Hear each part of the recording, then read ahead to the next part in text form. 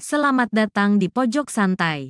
Sebelum Anda mendengarkan audiobook ini, kami menginformasikan bahwa channel ini adalah review audio dari buku yang ada di Indonesia. Untuk membaca keseluruhan buku ini, kami menyarankan membeli buku aslinya di toko buku kesayangan Anda, baik offline maupun online. Keberadaan channel ini dimaksudkan untuk membantu Anda mendapatkan pengetahuan dari buku-buku kesayangan Anda. Jangan lupa untuk subscribe, like, dan komen. Selamat datang di Pojok Santai, channel khusus yang membahas komik dan novel dengan cara asik. Ki Panji Agung, salah satu pewaris pendekar Lembah Kutukan, mendatangi Andika di dalam mimpinya. Ada pesan yang disampaikan? Yuk, langsung saja disimak video berikut ini.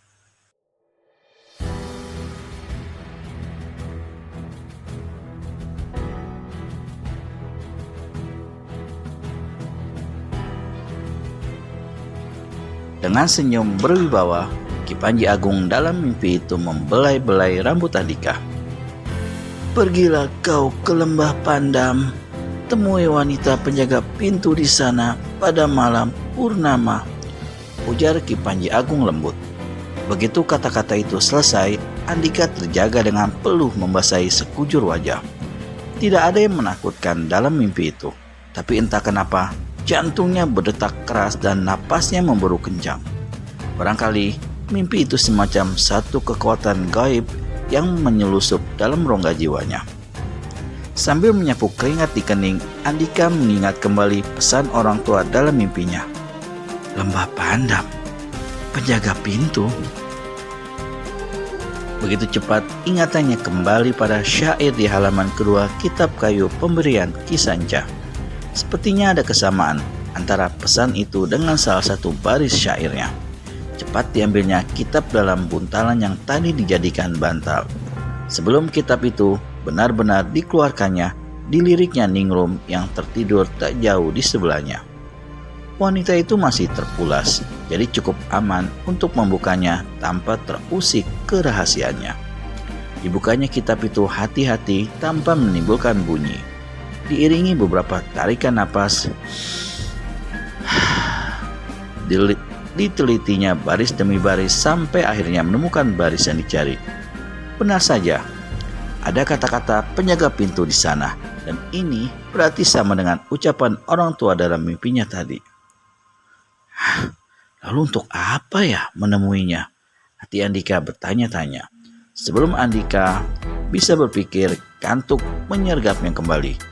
Segera tubuhnya direbahkan dan sebentar saja terdengar tarikan napasnya yang halus. Matahari beranjak sepenggalan, sinarnya menyapu wajah tirus Andika sehingga membuatnya terbangun. "Pagi Andika," sapa Ningrum. Rupanya gadis itu telah bangun lebih awal. Di luar kandang kuda tua yang kini jadi tempat berteduh, sementara mereka, Ningrum, membuat perapian untuk memasak air. Andika buru-buru bangkit. Hatinya agak malu juga bangun lebih siang daripada Ningrum. Dengan menggaruk-garuk rambutnya yang sebau tak teratur, Andika berusaha tersenyum. Pagi Nini, maafkan ya, aku bangun terlambat. Mestinya aku yang mencari kayu-kayu kering untuk perapian itu," saut Andika.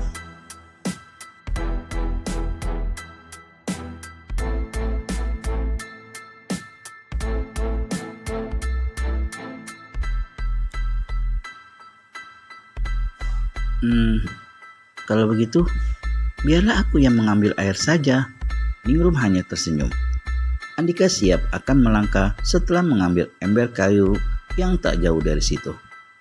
"Oh ya Andika," saut Ningrum menahan langkah Andika menuju mata air yang tak jauh dari sana. "Tolong jangan panggil aku dengan sebutan Nini. Cukup Ningrum saja. Kalau terus-terusan begitu, aku jadi jengah." Andika mengangkat alis dan bahunya berbarengan. Rasanya ia memang tak perlu membantah permintaan Ningrum. Masalahnya, pemuda tanggung itu sendiri sudah lama ingin memanggil gadis ayu yang selalu membuatnya berdebar-debar ini. "Ningrum," ucap Andika tanpa maksud apa-apa. Bisa jadi dia sedang melatih lidahnya agar nanti tak keluar lagi sebutan Nini. Kau mau diam di situ terus? Apa mau ke mata air? Usik Ningrum mendapatkan Andika masih saja menatapnya terpaku ke arahnya. Oh iya. Andika menepuk keningnya. Keras-keras menyadari apa yang barusan dilakukannya tanpa sadar. Dan Ningrum hanya menggelengkan kepala. Bibirnya memperlihatkan senyum yang demikian mempesona secerah pagi ini. Tak begitu lama, Andika mengambil air, karena selain tempatnya tidak terlalu jauh, Andika juga sedang menjajal ilmu lari cepatnya yang didapat tanpa diketahuinya. Tak heran kalau dia sudah kembali lagi di hadapan Ningrum. Andika kini duduk bersila di pinggir perapian bersama Ningrum. Teh hangat dalam mangkuk tempurung kelapa di tangannya sesekali diseruput. Ningrum, apa kau tahu letak Lembah Pandam? Tanya Andika. Lembah Pandam? Ulang Ningrum ingin meyakinkan apa yang didengarnya dari mulut Andika. Iya, Lembah Pandam. Kenapa Ningrum? Tanya Andika, gak berani melihat perubahan pada wajah gadis itu. Ningrum segera menyembunyikan raut heran di wajahnya. Tidak apa-apa, kira Ningrum menghindar. Diaduknya teh yang mendidih di kuali yang biasa digunakan untuk menggodok ramuan, sekedar mengalihkan perhatian pemuda tanggung itu. Andika yang sudah terlanjur melihat perubahan sekilas pada wajah Ningrum jadi bertanya-tanya. Ada apa dengan lembah itu ya? Sehingga Ningrum bersikap seakan menyembunyikan sesuatu. Ada apa dengan lembah itu Ningrum? Apa tempat itu amat berbahaya? Selidik nih Andika. Tidak apa-apa. Aku hanya biasa ke lembah itu untuk mencari damar sebagai campuran ramuanku. Desah Ningrum berkilah. Oh, Andika mengangguk-angguk. Kau sendiri ada kepentingan apa menanyakan tempat itu? Ningrum balik bertanya tanpa diduga Andika sama sekali. Anak muda tanggung itu gelagapan. Aku hanya ingin melihat bulan purnama. Ningrum menatapnya heran. Hatinya seperti tidak puas dengan jawaban Andika yang tampak main-main. Sungguh, apa kau tak tahu kalau di sana bulan purnama bersinar begitu jelas dan sangat indah? Ujar Andika memberi alasan. Bagaimana kau tahu kalau di sana bulan purnama tampak lebih indah, sedangkan letak lembah itu kau masih tanya padaku? Desak Ningrum. Andika jadi mati kutu. Kalaupun diteruskannya menjawab pertanyaan Ningrum, bisa-bisa akhirnya rahasia miliknya terbuka. Sialan, aku kira hanya otakku saja yang encer. Lucu pemuda tanggung itu dalam hati. Andika jadi tersipu malu sambil menggaruk-garuk kepalanya yang tidak gatal. Rasanya untuk mengangkat wajahnya berat sekali. Oh iya, hari tampaknya sudah cukup siang. Apa kau nanti tidak terlambat masuk kerja di kedai itu? Kata Andika mengalihkan pembicaraan. Matanya langsung disipitkan melihat ke arah matahari yang semakin naik. Astaga, kenapa aku jadi keenakan bicara denganmu? Tukas Ningrum saya bergegas bangkit. Selamat, kata Andika dalam hati. Tak lama kemudian, Ningrum keluar dari kandang kuda itu lalu berangkat ke kedai tempat kerjanya. Letak Lembah Pandam berjarak 1 hari berjalan kaki dari kota Praja, dan tepat pada saat bulan beranjak perlahan di Cakrawala tak berawan, Andika dan Ningrum tiba di sana. Andika sebetulnya berharap sekali dapat pergi sendiri ke tempat ini dengan arah petunjuk yang diberikan Ningrum. Namun dia tak sampai hati meninggalkan sendirian perempuan seayu Ningrum. Apalagi di kota Praja yang segala kejahatan bisa saja terjadi. Dan setahu Andika, Ningrum selama di perguruan Trisula Kembar hanya seorang tabib muda yang kebetulan menetap di perguruan itu. Bagaimana keseruan Andika di Lembah Pandam?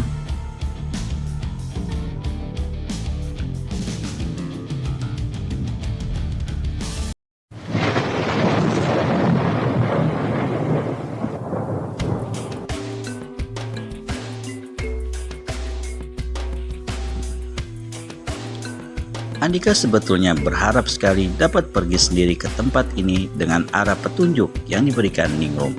Namun, dia tak sampai hati meninggalkan sendirian perempuan seayu Ningrum. Apalagi di kota Praja yang segala kejahatan bisa saja terjadi. Dan setahu Andika, Ningrum selama di perguruan Trisula Kembar hanya seorang tabib muda yang kebetulan menetap di perguruan itu. Bagaimana Andika dapat menemui wanita penjaga pintu seperti yang dikatakan orang tua dalam mimpinya, itu urusan nanti. Yang penting akan dicarinya alasan tepat jika nanti Ningrum bertanya. Kalau perlu, dia akan mengarang cerita yang bisa dipercaya Ningrum agar rahasia tentang dirinya tidak bocor. Ini bukan berarti Andika tidak mempercayai Ningrum. Yang jelas, dia hanya sekedar menjaga agar dirinya sebagai keturunan pendekar lembah kutukan dapat tetap terjaga kerahasiaannya. Sampai semua pesan yang terkandung dalam syair di kitab kayu itu dapat dilaksanakan. Lembah Pandam begitu sunyi, hanya diisi panduan nyanyian jangkrik. Tempat ini hanya berupa dataran berumput luas yang diapit kaki gunung sehingga bulan purnama nampak berada dalam mangkuk raksasa apabila dilihat dari lembah itu. Sungguh menawan, berarti tak salah dugaan Andika. Di belakang segerombol semak lebat yang banyak tumbuh di sana, Andika dan Ningrum duduk dalam temaram sinar bulan. Angin malam menyapu wajah-wajah mereka. Bagi Andika, itu berarti pengintaian tersembunyi. Bagaimana bagi Ningrum? Jadi, kau kesini jauh-jauh hanya untuk duduk seperti ini? Tanya Ningrum kebingungan. Hah? Apa aku tak boleh menikmati keindahan purnama bersamamu seperti sekarang? Balas Andika dengan mata tetap mengawasi dataran di depannya. Kenapa harus di semak-semak seperti ini? Kita kan bisa duduk di dataran rumput itu dan membuat api unggun, ujar Ningrum. Wajah mempesonanya tampak bersemu merah tanpa diketahui Andika. Tapi aku kan tidak bermaksud yang bukan-bukan. Jangan berpikiran ngaco ya, serga Andika sambil melirik Ningrum di sampingnya. Kamu percaya atau tidak, aku ini pemuda baik-baik. Ningrum tertawa kecil mendengar itu. Shh, cegah Andika. Kenapa jadi tertawa? Apa tadi ada yang lucu? Bagaimana tidak lucu? Kau tadi mengatakan ingin menikmati purnama. Tapi kenapa malah duduk melingkar di semak dengan wajah tegang seperti itu? Kata Ningrum sambil tersenyum manis. Andika melirik Ningrum dengan alis tertaut.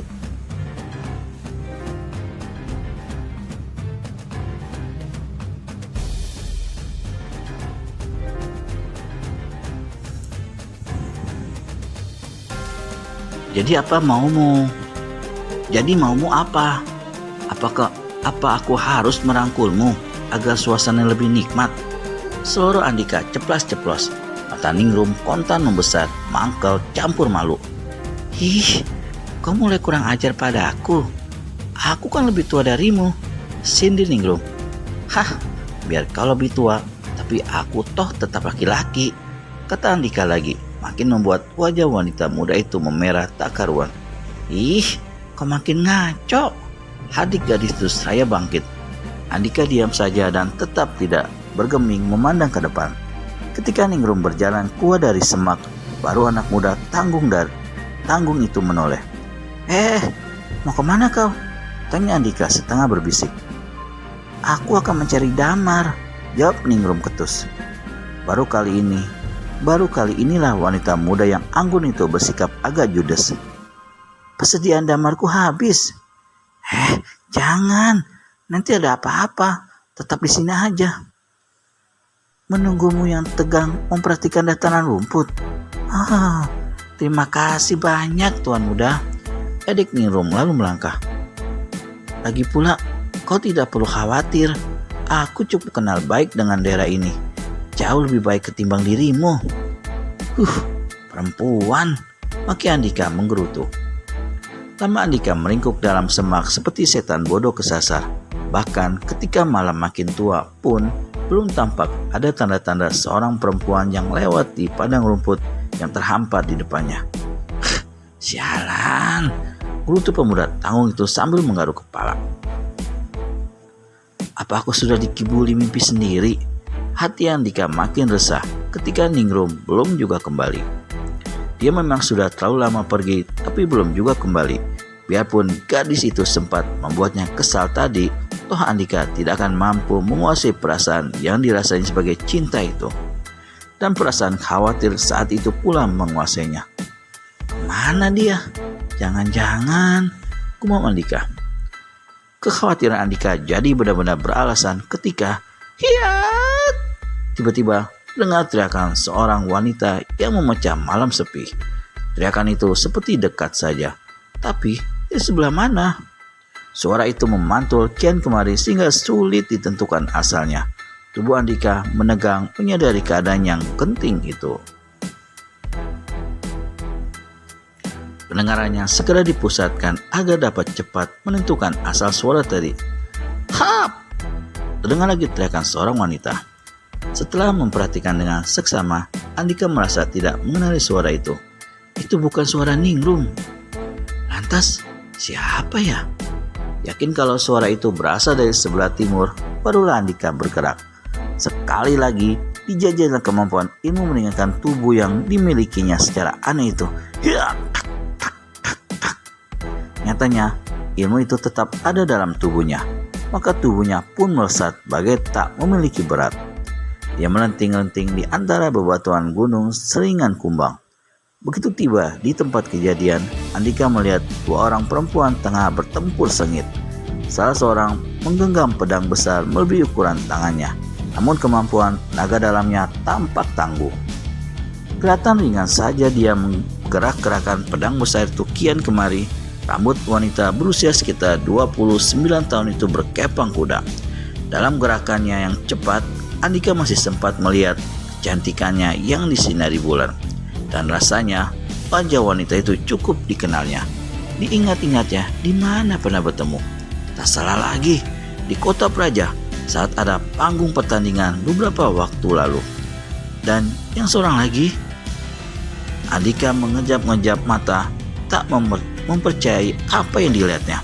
Tampak Ningrum dengan gerakan luar biasa menandingi serangan-serangan wanita. Padahal Ningrum hanya menggunakan sebatang ranting pohon.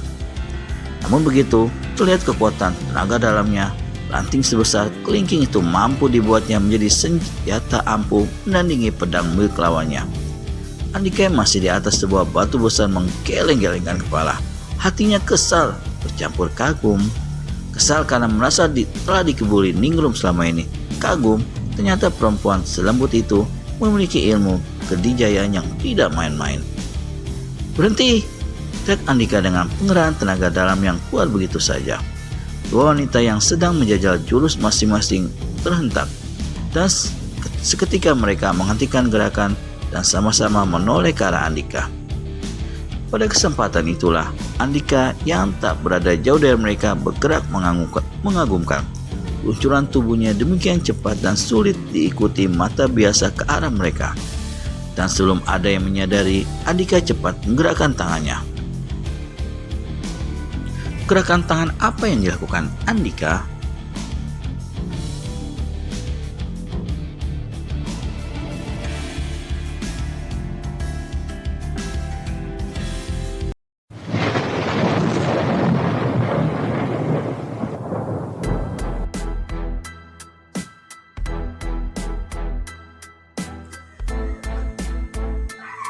Dua wanita yang sedang menjajal jurus masing-masing terhentak, dan seketika mereka menghentikan gerakan dan sama-sama menoleh ke arah Andika. Pada kesempatan itulah, Andika yang tak berada jauh dari mereka bergerak mengagumkan. Luncuran tubuhnya demikian cepat dan sulit diikuti mata biasa ke arah mereka. Dan sebelum ada yang menyadari, Andika cepat menggerakkan tangannya lalu pedang dan ranting kayu di tangan kedua wanita itu kini sudah berpindah tangan setelah tersambar tangan Andika. Ada apa ini? Kenapa kalian berkelahi seperti perempuan binal yang memperebutkan lelaki? Kata Andika terdengar kurang ajar di telinga kedua wanita itu. Kedua wanita itu sama-sama memelototi Andika. Perempuan berkepang itu memelototi karena dirinya merasa terhina oleh perkataan Andika barusan. Sementara Ningrum melotot karena tidak mempercayai kalau yang baru saja bergerak seperti angin itu adalah Andika, pemuda tanggung menawan namun bodoh dalam ilmu kedijayaan. Andika? Sebut gadis itu tak percaya. Andika memperlihatkan senyum yang memikat namun juga seringkali menjengkelkan. Kau kira siapa sayang? Sambut Andika nakal menggoda. Sekarang ceritakan kenapa kalian berkelahi. Kembalikan dulu pedangku, bentak wanita berambut berkepang dengan wajah berang. Kita buat perjanjian saja. Kau ceritakan masalahmu dengan kekasihku ini, ujar Andika tenang seraya menunjuk Ningrum. Lagi-lagi Ningrum mendelik mendengar perkataan Andika yang seenak dengkul. Setelah kau menceritakan itu, barulah pedang ini akan kuberikan, sambung Andika. Kau pikir kau siapa, ha? Kupikir aku bukan siapa-siapa, tapi yang jelas aku sekarang sedang memegang pedangmu. Diperhatikannya pedang besar berkepala naga pada gagangnya. Nampaknya ini sangat berarti bagimu, bukan begitu? Kalau tak cerita, tak kau dapat benda kunomu ini. Kenapa tak kau tanya kekasihmu? Iya, kenapa? Karena aku menanyakanmu, jawab Andika benar-benar menyebalkan. Anak keparat, kau tidak mengenal aku. Adalah naga wanita, orang kepercayaan Prabu. Maki wanita itu penuh amarah.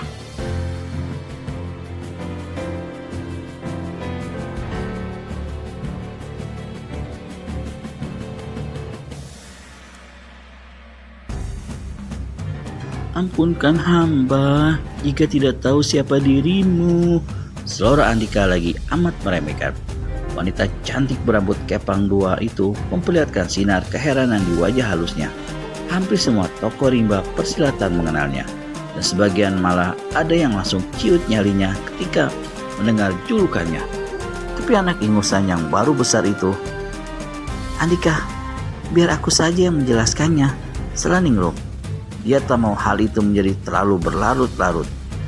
Ya, kalau begitu, terserahmu. Dengan acuh tak acuh, Andika melemparkan pedang wanita berambut kepang dua yang mengaku berjuluk naga wanita itu. Dan pedang itu jatuh tepat di dekat kakinya. Pontang! Sementara, Ningrum mulai menjelaskan duduk permasalahannya. Ketika aku sedang mencari damar, melintas seseorang, timbul keinginanku untuk mengetahui maksudnya. Karena aku pikir ada hubungannya dengan Andika, tapi usahaku dalam membututi ternyata diketahui, dan aku malah dituduh sebagai mata-mata karena telah menguntit wanita yang ternyata seorang pendekar kepercayaan Prabu untuk menyelidiki pemberontakan yang belakangan ini kerap terjadi. Tutur Ningrum. Sebentar Ningrum menghentikan ceritanya untuk mengambil napas. Sedangkan Andika dan naga wanita hanya diam saja. Aku tentu saja menyanggah tuduhan itu, sementara dia tidak mau menerima begitu saja. Lalu dia menyerangku, maka pertarungan pun berlangsung. Ningrum menghentikan ceritanya. Andika mengangguk-angguk paham. Lalu, siapa kalian sebenarnya? Dan apa tujuan kalian ke tempat ini? Selidik naga wanita. Saat bertanya, wajahnya penuh sinar kecurigaan.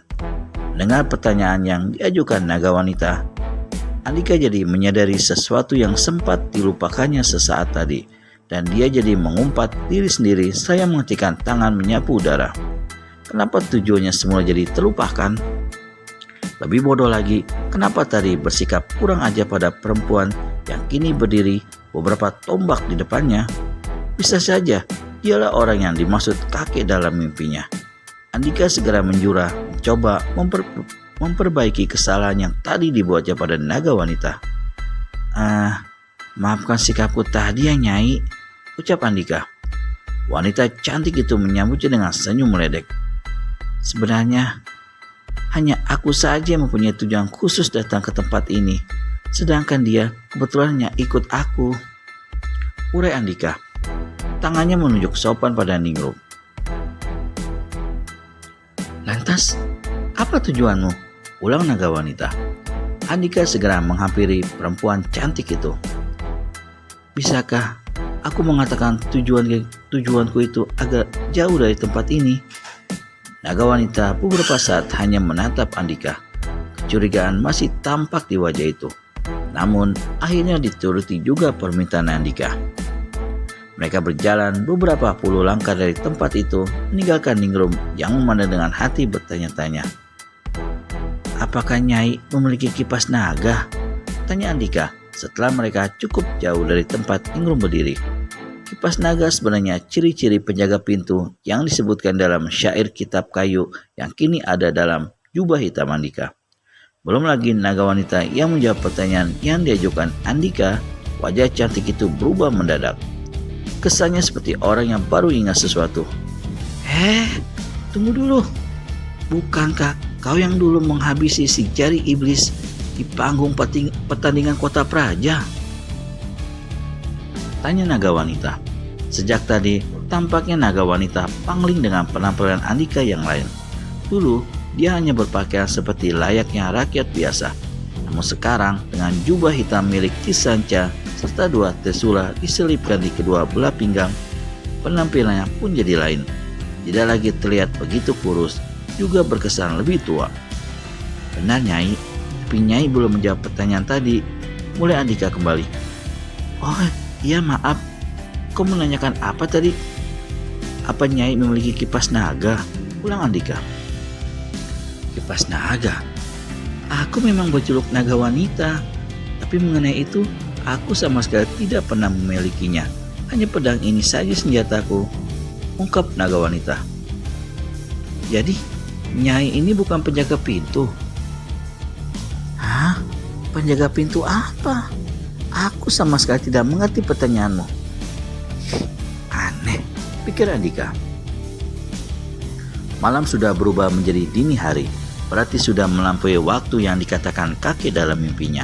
Sedangkan wanita yang ditemuinya kini mengaku kalau bukan penjaga pintu. Lalu, wanita yang mana lagi? Mendadak sontak mata Andika tertuju pada Ningrum yang masih berdiri di tempatnya.